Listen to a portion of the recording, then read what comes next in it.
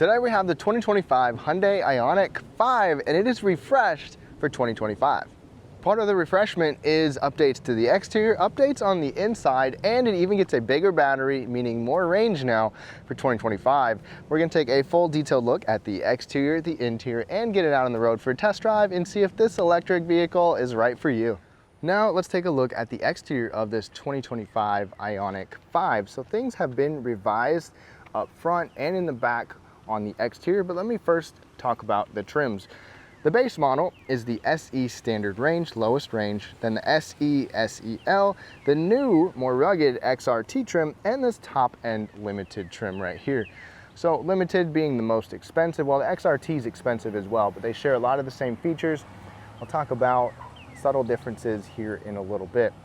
Now the blinking is just on the camera. That is not something you'll see in person with those LED lights, but we've got an LED turn signal, LED headlights. LED headlights are standard, but you get the premium accent LED on the upper trims. This LED turn signal looks great as well. It's a really kind of retro-y looking front end. I have mixed feelings about it. I think as a whole the car looks nice, but it definitely is a little bit polarizing. Let me know what you think. The paint color on this one is Atlas White. It's also available in a matte tone. And depending on what trim you get, you'll get different accent colors, like the bottom there, around the wheels.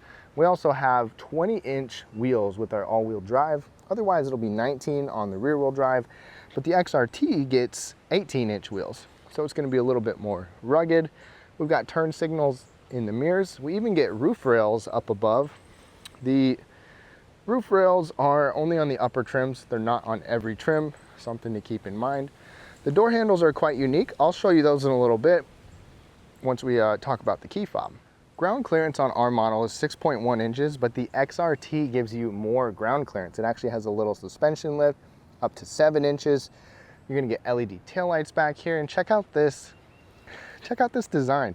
This is so unique, running all the way across with those little squares, the Ioniq badging on here. You've got a bigger spoiler for 2025, and also Hyundai even gave us a rear wiper. Apparently you didn't have a rear wiper before, and now you get one. Now when we get to the cargo area, we have the hands-free liftgate. So the SEL trim and up will give us this. You can turn this feature off or on, but if you're close, you don't even have to wave your foot, your hand. If you're just right by the back area with your key fob, it will beep a few times and then open up. Now this does have kind of a high load floor, which is a little bit surprising to me. And the one thing I really want to dock them, most brands are doing this now, but there's no spare tire. There's just a tire inflator kit, even on that new, more rugged oriented XRT trim. Now let's take a closer look back here. I'll put the specs on the screen. We've got a button right there to close it. This is a height adjustable lift gate as well. So underneath of here, we've got a room for our charging cord right there. You can pop this up, and then you've got your tire inflator kit and a little bit more storage right there as well. We even have a tie down built in over here. We also have a light on this side, a nice bright LED light, a 12-volt power outlet. There's another tie down here. This tonneau cover is nice. It can slide right into place like that to hide all of your equipment. You can also easily remove and take that off. And we have a split fold right here. There's really not a ton of space back here considering that as far as cubic space, but the floor space is actually quite good. So it kind of makes up for it with that. Now when we get all those seats folded, you do have to go to the second row to do it, but it's mostly flat. The seats still pop up a little bit. It's not too low, but overall space is pretty good once you got things folded. Now I'm at a distance here because I got something to show you in a little bit. But first of all, here is the Hyundai key fob. It's pretty slick, kind of got this shiny look on it. You've got a remote start technically on here as well. So on this side, we've got the buttons to open up the hatch and the remote smart park assist to where you can start the vehicle and you can back it out of a parking spot, pull it into a parking spot, whatever you need to with those. I've showed you that in other Hyundai vehicles, but this has some unique door handles. So let me show you. This will automatically unlock as you approach, and those door handles will just automatically pop out. Sometimes they're a little delayed for me. I have to wait there for a second, but they also that's how you lock it. Whoops, you didn't see that. You push this little square to lock it or unlock it. The mirrors fold. I'm gonna lock it again. And if this doesn't automatically pop open, this handle does pivot. So you can pull on it like that. And if it doesn't pop open or it doesn't open for electronic reasons, then you can actually use a key to unlock it there. I like that. And now I can't get in. Let me unlock it again. There we go. All right, so these seats are also something quite unique. Now they look leather, they're not leather. You don't get leather on any trim. You get a, they call it the H-Tex, which is their synthetic material. I've been quite comfortable in these seats for the most part. We've got good bolstering on them. They've got perforations in them. I'll talk about some of the finer features here in a little bit. Down here, we've got lumbar support, power lumbar on every trim, but you also get power lumbar on the limited model for the passenger, which is great. Height and tilt adjustments here, and then these two are pretty special. I'll talk about this a little bit more in a second. The steering wheel here is a manual tilt and telescoping, and it's got a good range of motion as well. It does come out quite a bit. This is not leather though. This is a fake leather. Same kind of thing, the H-Tex, but it is a heated steering wheel, which is nice to see. Heated seats are actually standard, but we have ventilated seats on here. We also get memory settings, which you're gonna see over there. Now, memory settings and ventilated seats are only available on the top limited trim that we have right here. There's also another feature that is only on this top limited trim. So, I'll show you. There's a button. You can see it left a little message on the screen. The little side buttons down here. Check it out. You actually have a little built-in ottoman right here. And then that seat scooted all the way back. And then I can recline. And this is the relaxation mode. So the seat can scoot all the way back. The ottoman can kick out. There's two different controls for those. And then you can recline on your own and just chill. I mean, you could totally like sleep, take a nap in here, work on your computer, whatever you need to do. It's a nice little feature. You've seen this in some other vehicles, something similar. And now we've got it here in this Ioniq. Now let's climb into the back seats, and you've got a nice panel on the door, which is totally unexpected for the back seat. And you've got this sliding sunshade. You've got that on both sides. You've got a big soft armrest right here, a little bit of storage, and check it out. You even have a 2-tier heated seat. So heated seats are on the top two trims, the Limited and the XRT. This is the handle right here to fold that seat down or to recline it. And let's take a look at the legroom.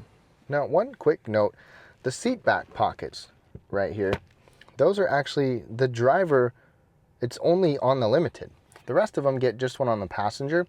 But then back here, we've got 2 USB-C charging ports. We've also got a little storage cubby back there. And there's air conditioning vents on both sides. The rear AC is on everything except the SE model. So if you're getting this, just know that those don't come on the SE model. There's good legroom in here. I mean, you can see there's quite a bit of knee space considering the size of the vehicle. I sit with the seat pretty low and my feet barely sit under there, but most of the time you're gonna have quite a bit of room.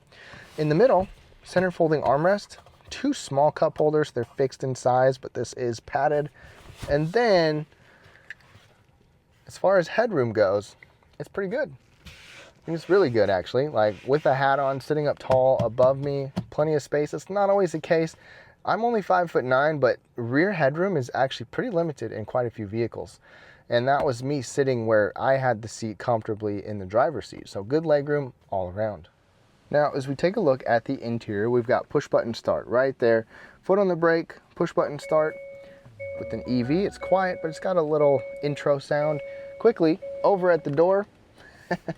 This is kind of funny actually, because I had someone get in with me. It's the same thing on the passenger. They were like, how do I close the door? They didn't know what to pull on. They were kind of pulling on that door handle because this clean edge over here, this is the recessed door handle. And you don't really see it unless you are right there. And if it's your first time, they might not know either. But you've got nice trim right here. You've got your memory settings there. Kind of a height limited bottle holder, extra little storage, but this whole panel is kind of wrapped in a softer material. Comfortable to put your arm on, comfortable armrest right here as well. Just on the inside, we've got our interior brightness controls, traction control. You can open up your fuel door. Brake hold button is right there. Parking brake. And then the steering wheel, we've got our little dots right here. They're not actually blinking in person. That is only on the camera, so do not mind that. Drive modes, push this button. We'll talk about that in the test drive. In fact, if you want, or even if it's slippery, you know, not just snow, if you put it in snow mode, it's going to shift from rear-wheel drive bias to a more balanced front and rear drive. So if you need to do that, you can. We've got all kinds of driver assist features, radar cruise control, lane centering technology, a more advanced lane centering for 2025 as well. Even the materials on here they look pretty nice. You know, it still is obviously plastic, but I think it's well functioning and it looks good. These little paddles back here are regeneration paddles, so they adjust the regenerative braking. We'll talk more about that in the test drive. We also have rain sensing wipers here, thanks to our top limited trim. That is not a standard feature on lower trims. And the shifter, the gear selector, is right back there. So we push this button on the outside for park, or foot on the brake, turn it back for reverse, forward for drive. I'm gonna go back to reverse again. Barking at me because the door's open. We've got a 360 camera right here as well. So check it out. I like Hyundai's 360 camera because you've got your traditional top-down view, but then you can move it around and really take a look at your surroundings, which I think is quite nice. This display right here, 12.3-inch display, this is standard. This is nice. I like this from Hyundai as well, and it's got a good amount of information on here. So go ahead and scroll through some of this using the steering wheel. Don't mind those flashing lights. That is only on the camera. We've got different pieces of information, including the trip computer. So since I charged this last, just a partial charge, I've gotten 3.8 miles per kilowatt hour. That was actually like a highway drive, and that's pretty good. So if you multiply that times the 84 kilowatt hour, whatever it is, you've got good range. You can somewhat customize this, just like what we've seen in some other Hyundai models. So the gauge cluster looks a little bit different. We've got different pages of information that we can scroll through here as well. Driver assist features, everything looks pretty good and pretty clean.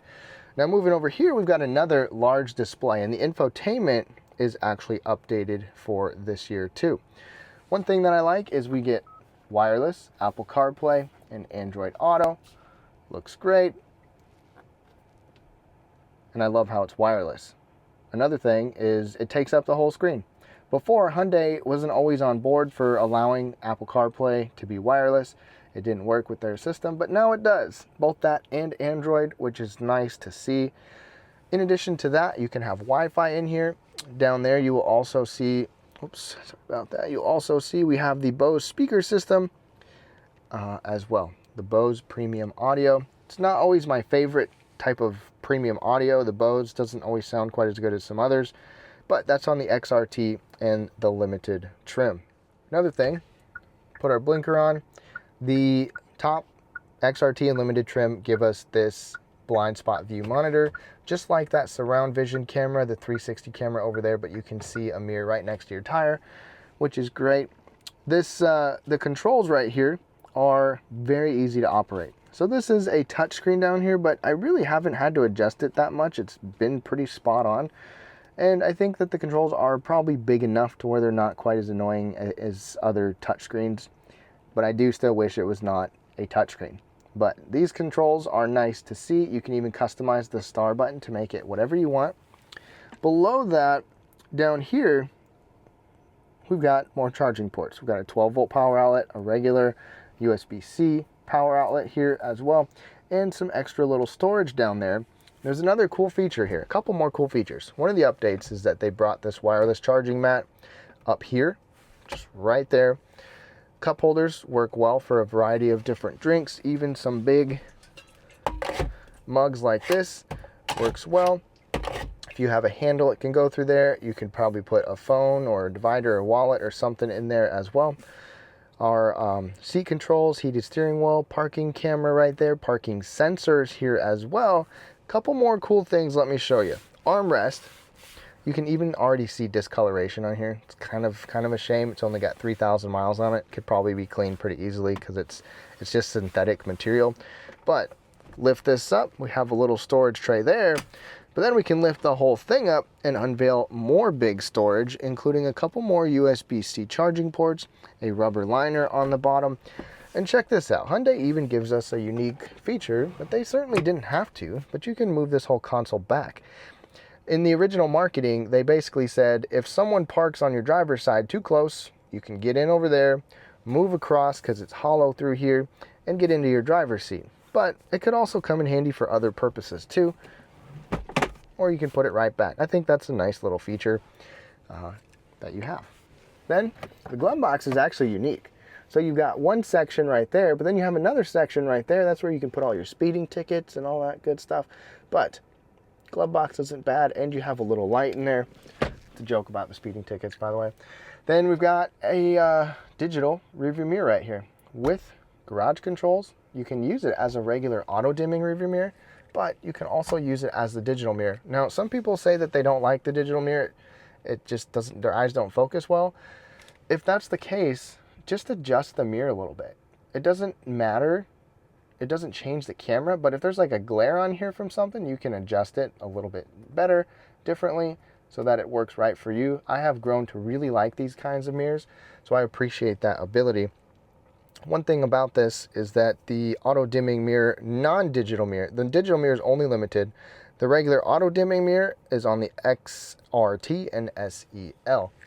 Then overhead, a couple more goodies here. Take a look at this split fold panoramic glass right there. The glass does not open, but you've got a big glass. And then up here, we've got LED interior lighting. Let's turn those all on. Looks pretty cool. I kind of like this ring right here, and then the bright LEDs right there. The visor can also slide, and you've got a little light right up above. Visibility, there's one more feature I want to show you guys too, but visibility, you've got a huge pillar right there. So that is definitely a big blind spot possibility. However, we will have blind spot indicators in the mirror. And one more thing I forgot to mention is that we have a head-up display right here as well. This head-up display is only on the limited model. If you want it, you can turn it off too. Now for 2025, Hyundai actually gave this vehicle a larger battery. So we have more range now, and we have a rear-wheel drive version or an all-wheel drive version. Rear-wheel drive is single motor, all-wheel drive is dual motor, and when it is all-wheel drive, it is rear drive bias. So most of the power is going to go to the rear, but it can still put enough power to the front. Now in terms of specs here, we've got either 225 horsepower or 320 horsepower, and torque ranges from 258 to 446 pound-feet of torque. This big battery is now 84 kilowatt hours. So if you want to know what your range is when you're driving, you take that number, 84, multiply it by whatever the computer is telling you your miles per kilowatt hour is. If it's like 3, multiply it by 3. If it's 4, multiply it by 4. And that's how you kind of figure out what your expected range will be. But the quoted range on these models is 318 for rear-wheel drive or 269 for all-wheel drive. And the SE standard range is a smaller battery, gives you 245 miles of range. On top of that, Hyundai still gives us a 10-year, 100,000-mile warranty for the hybrid electric system, so that's great. Another thing, under the hood, we don't have a big frunk, but we have a small frunk. You can pop this up and you've got just a little bit of extra storage, smaller than 1 cubic foot, but it's a good place to put your adapters for your Tesla charger. So this is like the CCS charger here if you're at a big fast charger, and it plugs into that little new NACS port. Same thing with a level 2 charger if you're charging at home, or a level 1, same thing. It's an adapter. It's great. They provide that for us, and you got a little extra storage under here. Now the charging door is on the rear passenger side. You can just press right there. You can just press right there. We'll do that again. A power door like this is standard. I like how you even have these lights. These are like status lights to let you know how much charge you have. There's even a little light in here to light it up at night so you can easily see.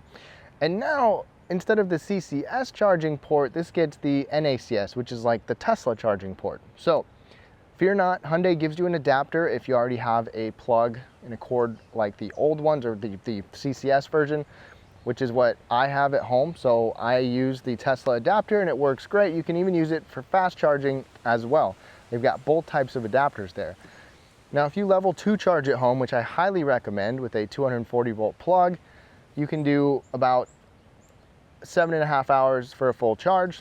If you do the fastest DC fast charge, you can do 10 to 80% in about 30 minutes.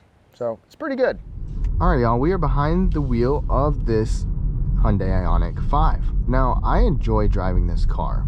Now, if you're not used to driving an electric car, Hyundai actually might be a little bit overwhelming because they give you different options of how the EV components are going to work. The main thing is the regenerative braking amount. So you've got different levels. A lot of cars will either have like a one pedal driving or just regular driving or regular or regen driving. This has like multiple levels. We'll go through those in the test drive. By default, it starts on level 1. Which feels very similar to driving a regular car, where this car has a little bit of regen braking built in to where there's just it's not going to be a complete all-out coast downhill. There's a little bit of braking built into it.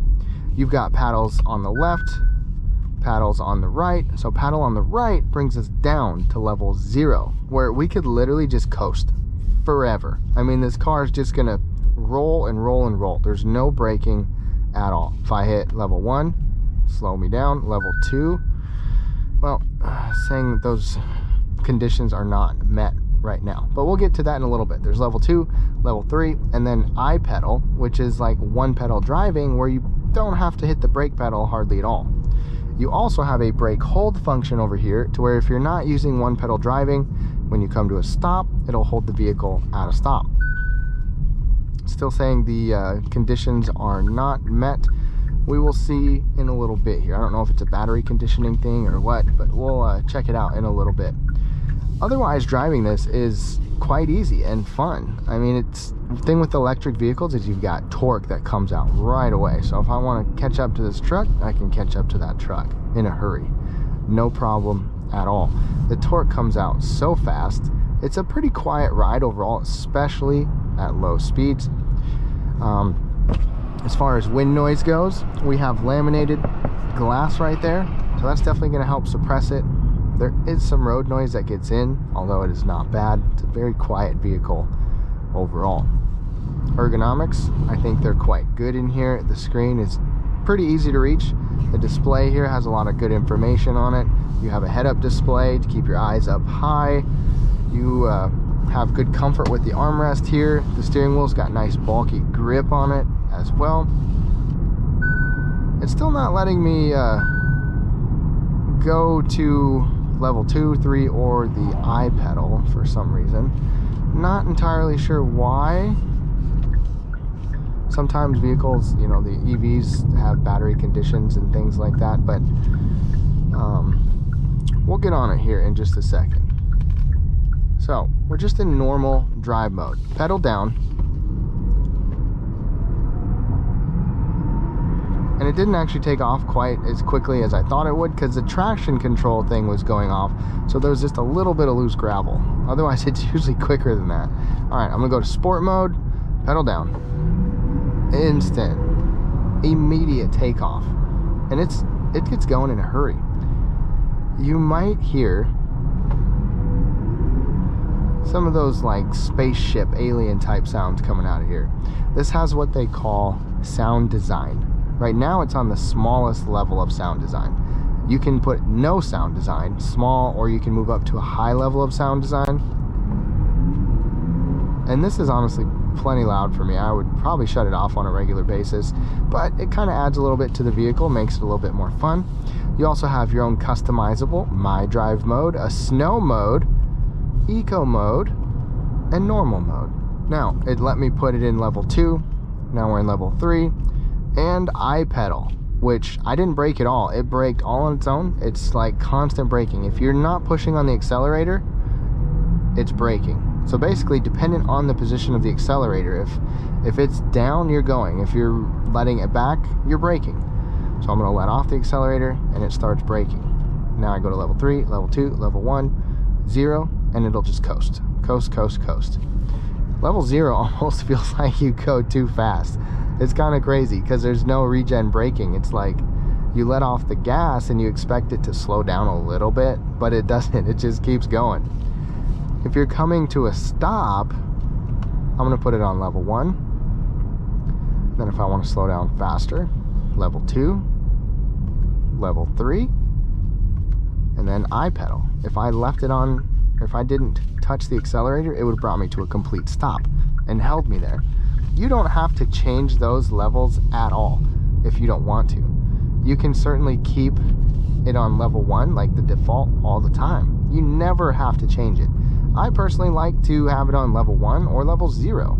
That's just me, but I also frequently change it around.